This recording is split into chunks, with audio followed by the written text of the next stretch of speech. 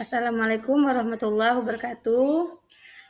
Perkenalkan, nama saya Roziana, peserta PPG UIN Sultan Taha Provinsi Jambi, bar 1 kelas 14. Baiklah, hari ini anak-anak kita akan membahas video pembelajaran tentang budi pekerti, yaitu memahami pesan pokok Quran Surah At-Tin ayat 1 sampai 8.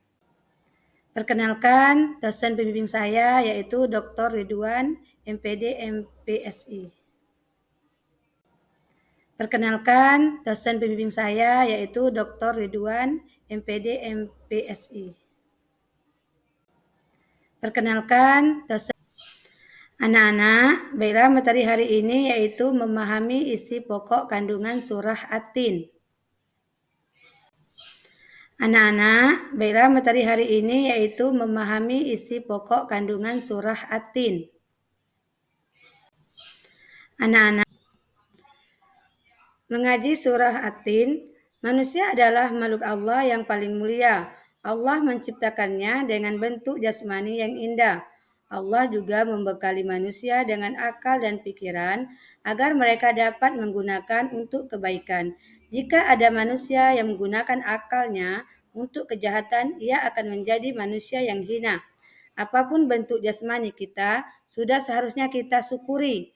Anggota tubuh pemberian Allah ini hendaknya kita gunakan untuk kebaikan, apalagi kita sudah diberikan akal pikiran yang dapat membedakan mana yang baik dan mana yang buruk.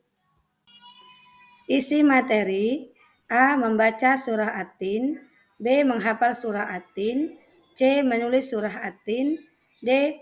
Memahami makna kandungan surah At-Tin. Membaca surah At-Tin. Surah At-Tin termasuk dalam kelompok surat Makkiyah, yaitu surat yang diwahyukan Allah sebelum Nabi Muhammad hijrah.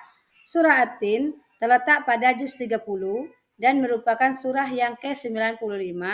Surat ini terdiri dari 8 ayat. Sebelum membacanya, terlebih dahulu kita akan membaca ta'udzubillah dan basmalah. Mari kita baca.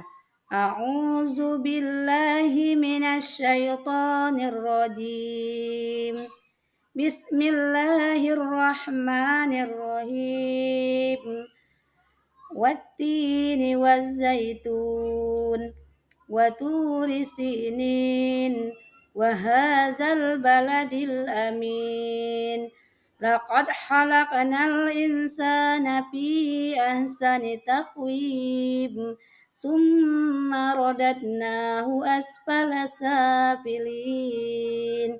Illal ladzina amanu wa amilus solihati falahum ajrun khairu mamnun.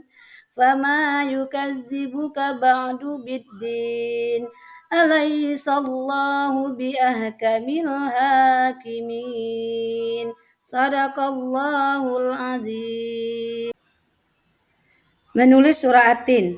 Amatilah lafal surah At-Tin dengan cermat. Perhatikanlah tulisannya, ayat per ayatnya, bagaimana bentuk penulisan huruf, hijaiyah, dan setiap ayat tersebut cermatilah setiap perubahan bentuk hurufnya, baik ketika berada di depan, di tengah, maupun di belakang. Sekarang, mari berlatih menulis surah At-Tin dengan benar. Kita mulai dari ayat yang pertama. Wattini wazzaitun. Tulislah ayat di atas dengan pelan-pelan dan perhatikan bentuk hurufnya. Huruf apa saja yang berubah bentuknya dan huruf apa saja yang tidak dapat menyambung huruf di depannya. Ingatlah, dengan baik huruf yang harus dirubah, bentuk dengan yang tidak berubah. Makna kandungan surah At-Tin. Surah At-Tin mengandung pesan-pesan yang sangat penting bagi manusia. Manusia adalah makhluk Allah yang paling sempurna bentuknya. Allah juga mengingatkan bahwa banyak manusia yang menjadi makhluk yang hina karena perilaku mereka yang tercela. Allah hanya akan memberikan pahala kepada orang yang beriman dan berbuat baiklah. Mari kita pahami artinya dan makna setiap ayatnya. Ayat pertama menjelaskan Allah Subhanahu wa taala bersumpah dengan buah tin dan buah zaitun. Sumpah menunjukkan kesungguhan Allah Subhanahu wa taala di dalam memberikan peringatan kepada manusia. Ayat ini ditunjukkan kepada bangsa Arab waktu itu. Buah tin dan buah zaitun merupakan tanaman yang paling banyak dikenal di wilayah Arab. Dengan begitu, mereka bisa memahami makna sumpah Allah Subhanahu wa taala tersebut. Ayat kedua juga merupakan sumpah Allah Subhanahu wa taala yang menggunakan nama gunung, yaitu Gunung Sinai. Gunung Sinai adalah tempat ketiga ketika Nabi Musa alaihissalam mendapat wahyu dari Allah berupa kitab Taurat. Ayat ketiga juga masih menunjukkan sumpah Allah Subhanahu wa taala yang menggunakan nama kota Mekah yang dijamin keamanannya oleh Allah. Kota Mekah adalah kota yang mulia karena sebagai kota kelahiran Nabi Muhammad SAW dan tempat Ka'bah atau Baitullah. Keempat nama yang digunakan sebagai sumpah Allah Subhanahu wa taala yaitu buah tin, buah zaitun, Gunung Sinai, dan kota Mekah adalah nama-nama yang sudah dikenal masyarakat Arab. Hal ini untuk memberikan penegasan kepada kaum Quraisy bahwa mereka sedang diingatkan oleh Allah agar menjadi manusia yang mulia.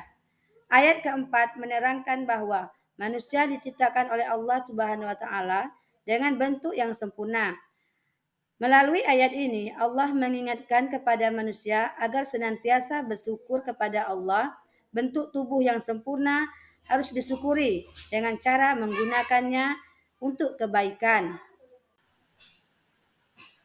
Ayat kelima merupakan peringatan dari Allah bahwa meskipun manusia memiliki bentuk yang sempurna, dia dapat menjadikan manusia yang rendah, manusia yang tidak menyadari kesempurnaannya, sebagai makhluk yang mudah dipengaruhi oleh hawa nafsunya yang menyebabkan perbuatan jahat. Kejahatan dan kemaksiatan itulah yang menyebabkan manusia jatuh ke dalam kehinaan.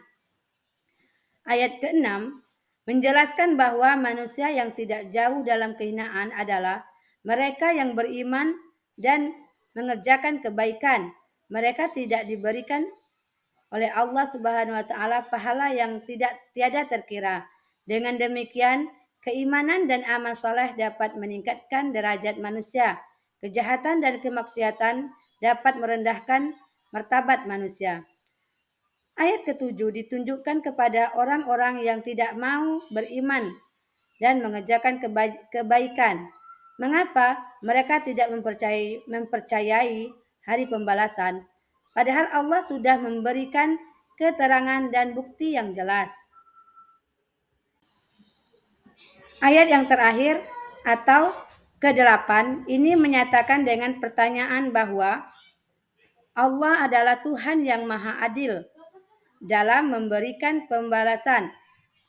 Orang-orang yang beriman kepada Allah dan memperbanyak amal kebaikan akan mendapatkan pahala yang banyak. Sebaliknya, orang-orang yang melakukan kemaksiatan, kejahatan, bagi mereka tempat yang hina, baik di dunia maupun di akhirat. Berdasarkan arti dan surah At-Tin di atas, kandungan maknanya dapat disimpulkan sebagai berikut. Pertama, manusia adalah makhluk Allah yang paling sempurna. Dua, manusia dapat jatuh menjadi makhluk yang hina karena perbuatannya sendiri. Ketiga, Allah memuliakan dan memberikan pahala berlipat ganda kepada orang-orang yang beriman dan mengerjakan amal kebaikan. Keempat, orang-orang yang tidak mempercayai atau mendustakan Allah akan mendapatkan pembalasan pada hari kiamat. Terima kasih, semoga bermanfaat.